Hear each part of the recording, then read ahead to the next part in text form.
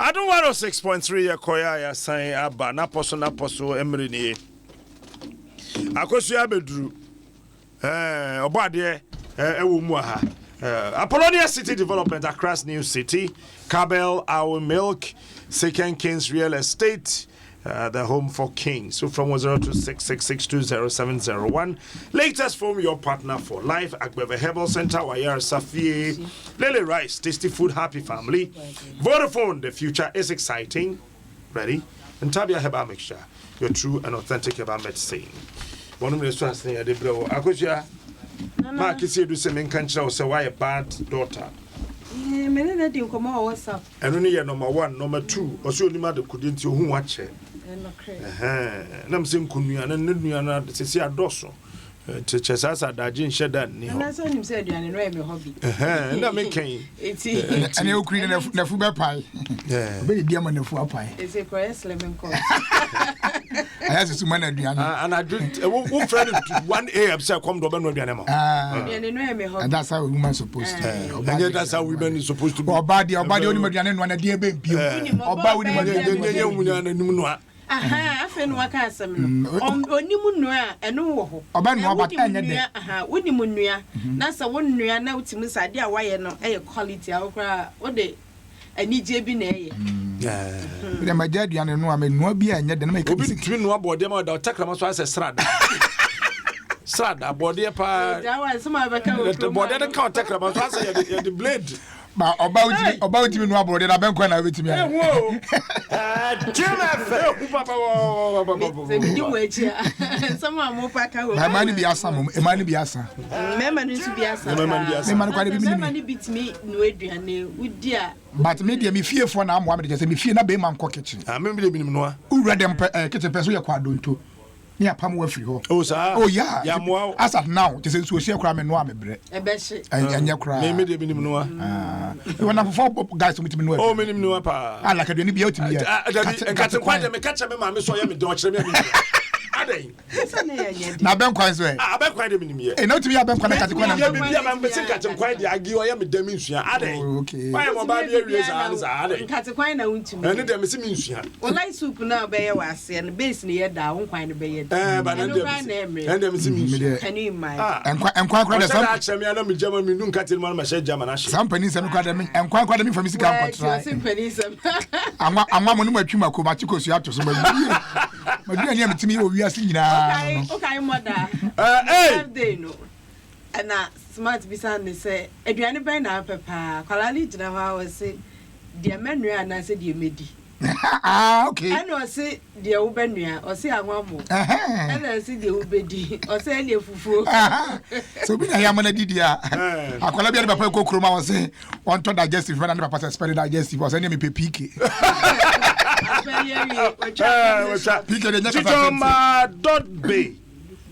.b Environmental Protection Agency Head Office. Annette is your show happy birthday. EPA mo oba o. EPA ba. Na meba nso.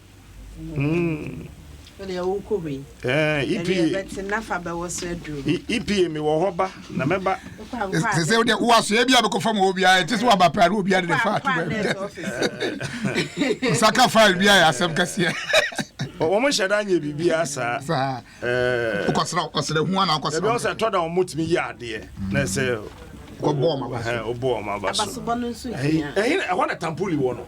Ai. Yeah. O ma ye adwuma bi o baabi no mo nim se adwuma no mo ye na Bogana. Okay. O akro mo nim. Ente je tampoli wo no nkrofo. O te say minim no or not to say.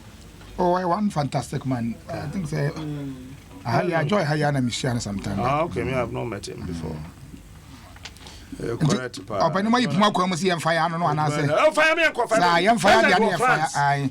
That's the first come first serve. Daily graphic na die na tofo paper ni na afon kra no de. Da bia o ya tofo say premier ni ata so no. Na oda manim ha say. Ana na do ko piem of France wa boni suit kama na cha France watch rom say. Eye ensem wa bosha me share Ghana for mi gusu a mi ni ba ko say na to spa no. Kaloba na na ya betwa na spa ba. Sa hweniye. Happy birthday to Proto. From Honorable Sandra Ayawaso West, MC. Osi Proto we no chocho mucho. Hey Sandra. Proto mu de protozoana. Ebe on one we try to short. Flagstaff House proto. Ebe on we try to short. And then right the birthday. Then right proto birthday. A belated happy birthday proto.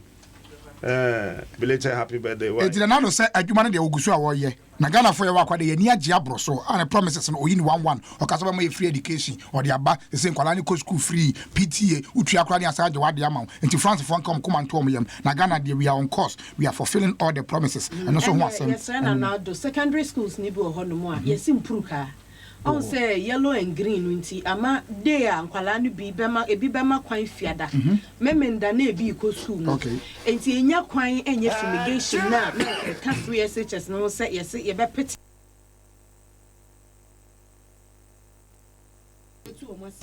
enti your metal beds a eno nkwada no ntumi ensonkronsuo entimi nwuram eno na kwada beda metal bed so a 250 Ghana cedis and utu ma hwan was some secondary schools na utu SS kan ma hwan ema school no enti Mr. Ghana Education Service secondary schools no beda metal bed so a 250 Ghana cedis because you see just kabia you just kabia bobia so am so mpru kana reward ya and ye free into some of the secondary schools the omoye no nti yes Ghana Education Service say omonya ho adwuma mai yo captain yes metal bed no sada de empa no 2015 no mo de bae me boa schools no dudu ji ni nya asai de sana nya papa na report no report be be asai de sana nya papa na nya papa nti kakra na aka no ne eton no kakra na aka no any commander sugar factory so yes esi ho say si hwani it is lying idle obroni besie ke say eno anu no afa na aban no epe investors be say akakra no mo nyobia na be invest ewo aye commander sugar factory nim sugar nso da bia ye kra bi ba Ghana for dwan ye di ni pa ni koko ani kosi eti sugar de hia ye ntia me hwa say ya tra asesa ama say impose ye ya ye di so se chire kom de ye nsan ya di nyina enti no ano so ehwo asema wo ha ana no so eye protest e course yi na protest before say eye come up but the timing was wrong ya sha blaster ye ho edwidwi yen ya ye di awre ho sa tamu aso na mo so mate asi krom say so nipa e koye pa hu say ye Ghana for wo mo nipa koye pa but before say nka dey ni sisan ya dodo no mpo ene ya na ehia say nipa ba ko mpo ene tisi kromu a e kire se obi akoma enyu niam bi e koso no so you ene me for the graphic ni see na fa wodi no eto aso yo ene na me de Ghanaian Times the Bokrata no ena eto aso page 18 ena me de eto aso wasi nipa makoma nson ena prepra trom pra no hyepa na ya hyehye nkrofo adan ewo asase ho wei wasi esi ewo Dagomba line ye wo asokore mampo ejection amakwatra bi ense so mo tena amo nso ne honko no ena ayesika twitwa ena sekan twitwa ne sekan twe ama abo abamu a enkrofo apirahwe obi tiri ho pa so ya wure ba bi plasta menim ni po se sa ye ne dia wo ba dwene ho sa na nipa ne ka no menim se bia ye rezoning na mo te ho na ye mo dia je tie ne se e ho ne ye government land okay na 2003 kuma se tama ye race course edwa no ye wie ye na won mo fi Prempa Assembly Hall ni mo ne sa labor ho ni mo ne sa Sane Kozongo police station na o mo do so ho nti ono boy escape afọ ya adwen se sa de ayenyi wo mo koka na scrap for no nhyeda ndo so debrisa na asase no so ena chi no mo dwo mo so da bi o mu nyina no nko race course eti ono bo kwame adokufo ene kojo ba redu o mo ye o ma dwo ko mo president kufo kwa that land no so ko that no person ko mu si clinic okay ewo ho because that ufrimenshia clinical and Chinamanshia clinic moyama so the idea was to put a portable clinic be ewo ho and I ever wrote for so question on kaso no dachi kwai na da ho no be ba be for and the rail line nso da ho no so kianiki keteke kwan na do dachi no mbe ya nti ho na nkasa no eye na ye railways for asase okay and na umuja to ho afere yesi putupuro bi asore se na sa ho ye ne dia Menim si reason ni dia me I don't know. Approach for ka won sase ankasa wo mu ja wo mu dodo. The reason sase di no. Said your mun sase amanfo fom ko ofanko barrier ha ya. Rewe hunanu obi digidi da kwakoto wo afa bi hu afa ya hu se wa sase awo. Obesi. Etan hu pe. Ade be chi no wasi awi. O si wi ensusu asa. Omusira na adwo obe hu na ya story be na comfort. No amanfo sabire obi re otimu a within 1 hour na kofie kosunya akwa kodu. Na train wo ho na ebo adwuma ene de ho ye stations anka nkofo ko mu ni ho. Na nso train nya adwuma de asesa na beba. Ebedru da chi ehia asase no na. Da chi be biem. Omo ya di 62 years da chi be biem. Ayi uni railway da chi be biem. Ha 62 years. Uni railway no da chi be biem. Yesu ba na be railway. Yeah da chi no mind. Wa wie no me fa chronicle fan to aso. Kan sama me kwa ahoma so na. Ahoma na te ko oba na ye pese ye ko krobone ne importe mo na fe ye ko bon komo quick one. Emra PDS nsem 70 pp wona akoda na ye bone tu no. E ko busa ne papa sa ko sisen. Yeso mo atron krata so obi afiu bia. Yeah, na mpanimfo bi okrom a akwan mo fa so etwe mo maso no emu awirem papa bi ese efre no obo ne di okita ne wobo na wobo se ne ma no awia ne 5 cd enti rubber back black ya odi jasom na na no na egu nkoda na chi captain wo hwe si ne ko aya wreho ayese aya boti semhwe wo kasa wo ba wa wo no ofa rubber bag na wo di ejasom na ne nyina na egu na chi sa na mame ba kwa wo land ye so wo meten case akotua ne ba e wo landing ya chino ah wo sisi kakaduro ora mame sisi kakaduro se pofu bese abi tua kwada yi enti abofo dem so nko asem so obi se kwala ni kemu na police for by adan ya kwala se ginger my ya chino mame no anu akwa so court Obani Winfred Sam Pate ya abante a no bonya mfie du na ya etuo eka no ewo ye kobomensin mu ho no eja Pate otimi nka ma che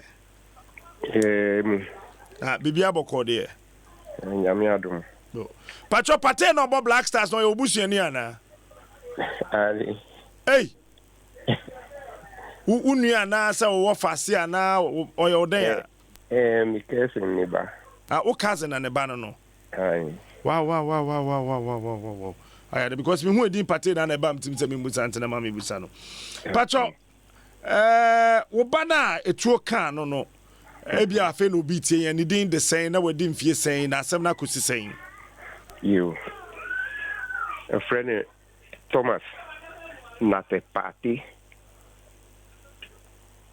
okay say asem e ba ndi na motimi ni mo akasa de da e wo ho intimity wa mu ni se me here police report intimate koma Odumasi police say on mami one investigation report did ko e chire me frɛ e phone so say emrebe na me meje oso wi a obefrɛ me train 2 weeks ma miami ko ho ekobisa no se owie no wi a obefrɛ me enti mi tire ekoma IGP na IGP me di me ho ya pa se where the IGP ho ya enya agro okay it's the 24th of June mi tire koma no se on man and Crawford no se ni amateur so on my report me on my enti on ma wo mo me report no ebesi ne obi an frɛ me ni kan hwe ntire me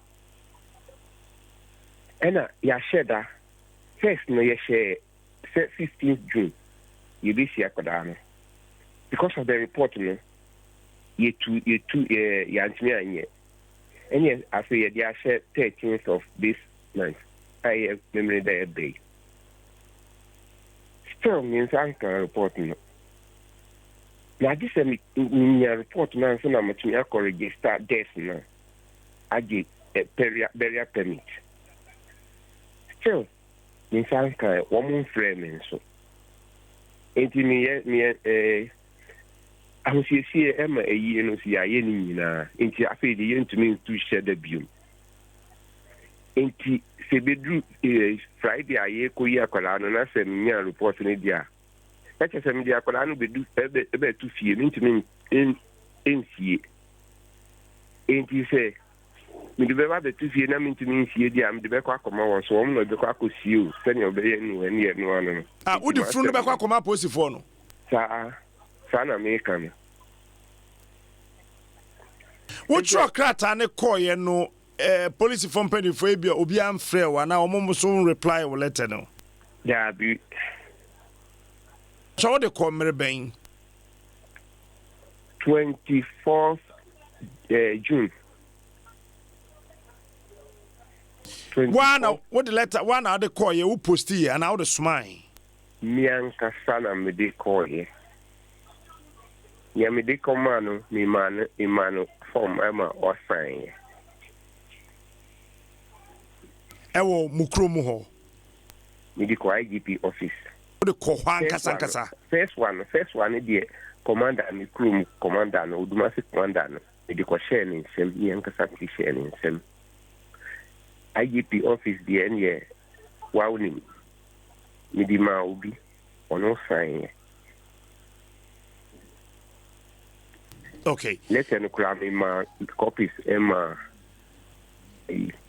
information minister.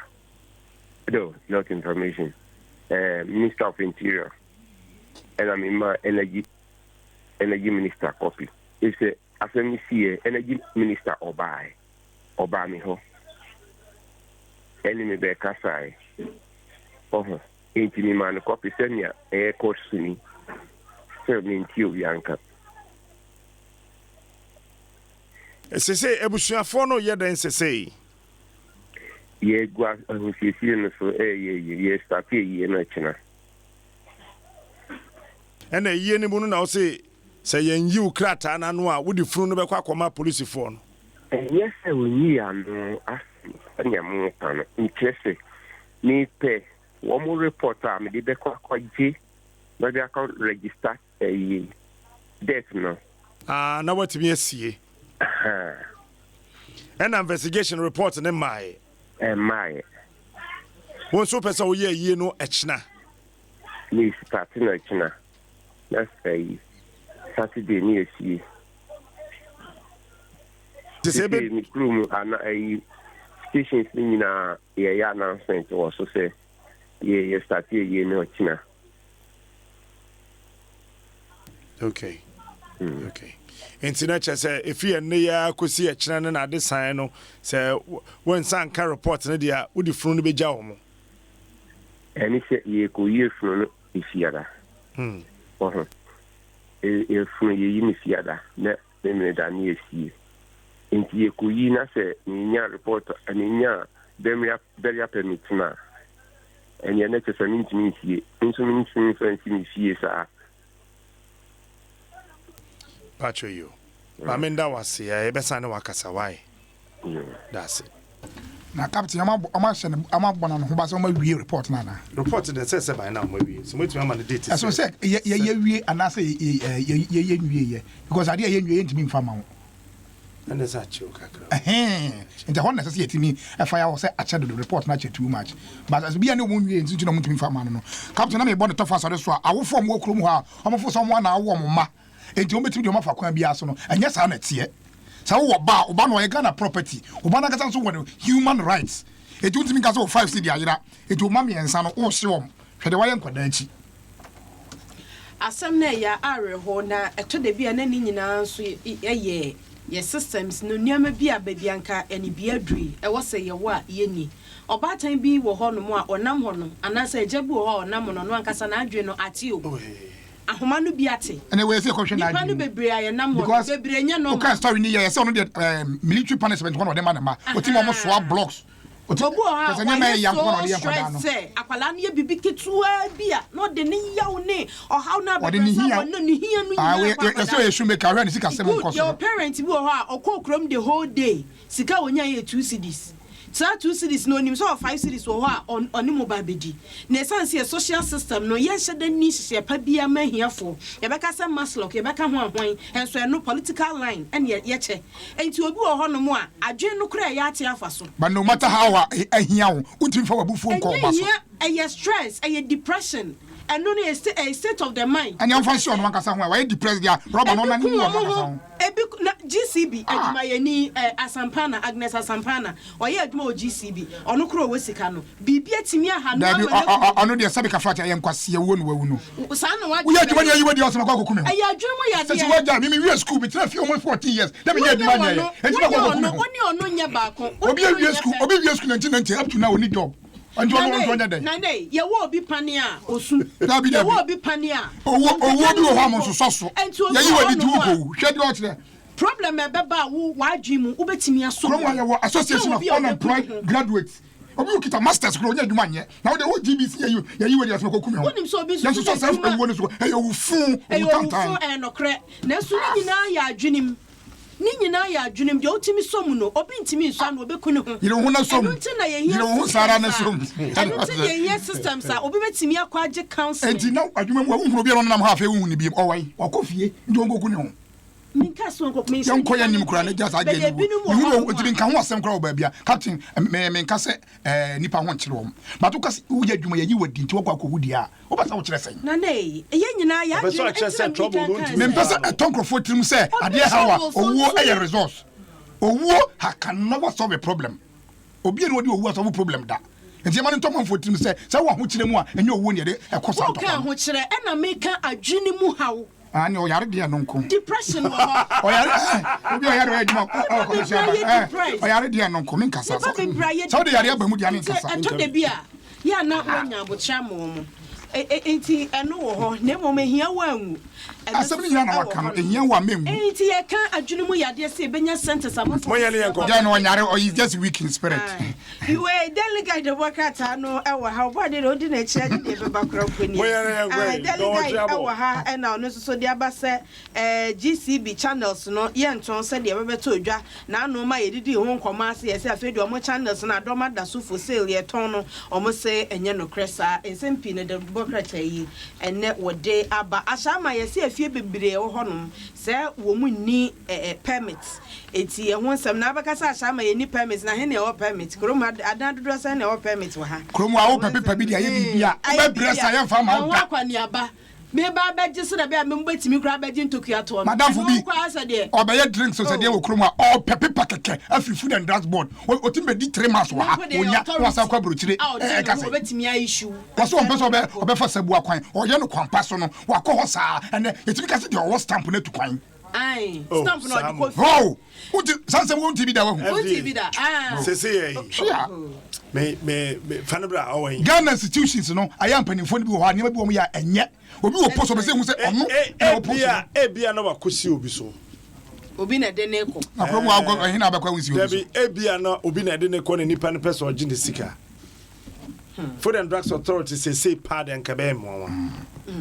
Nana ne kra kabem one pa. Nana ne kra e wa daily guide mu no. O se nima roundabout eniema hunu bia se de wo ho akum nipa na anu a esufame e baye. Wo se de amanfo e de billboards ene signboards asisisi roundabout no ho enframaye se fa kakra bia na tutututu na afei woni enam kwan ho na ejuri kum nipa nti o se na nansa ne na no pansu eto ye ne fa ya fancy amra so say de fa be wo so ebro ya fampim na da kro fa be wo so no bo ade be ba be ye there be aim fa be wo so be to me na I nas afcon no na we coach ade asamu aja be ko so o tiapode ya o de ne be ko o yusu brofu bi o say it could be o ka sa anyum ne it could be so I say it could be no mu bisa ne say obeko bi mana won ko biem na Ghana for na ntia se no mo say o say won ko biem o say it could be this one could be my last AFCON say could be bro brofo we bet me aye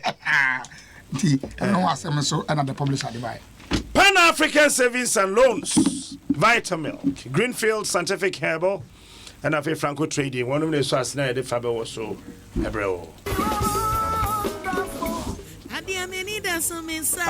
Misaka. Everade Nyankopon. Semensha Pan African Savings and Loans. Anka meaning semensa beka busia seyo. Ankola school fees anka meye da na metuaka. Pan African Savings and Loans de. Eye Eco Bank for savings and loans. Inti wo pesika pasho. Nedem we de. Enwa ne se waba ye branches ni bia. Ye pehwe na ye customer service nso de. Eye guy ankasa. Na wo mpese wo beba bank abre. Na wo pese wo use wo phone de a. Enwa one se ube mia *777# utumi kra to credit free mu na usan so timi de ye wo mobile money every baby a wo bia ntiene ya bra Pan African Savings and Loans na your 5 regions nina choose Pan African Savings and Loans baby a wusika da wasumodwo choose Pan African Savings and Loans ye de ye ni wo hwamo kra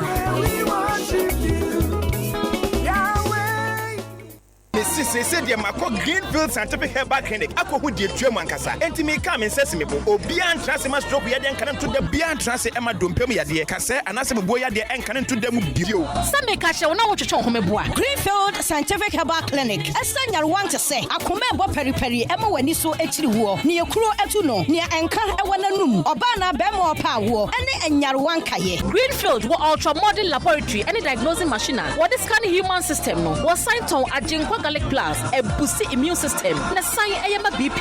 Greenfield Scientific Herbal Clinic. One more Nungwa Ajogon last stop Estate Junction. For 0243 983906 and now 0261 651898. Greenfield. God is our healer. Greenfield. Your last hope. Don't go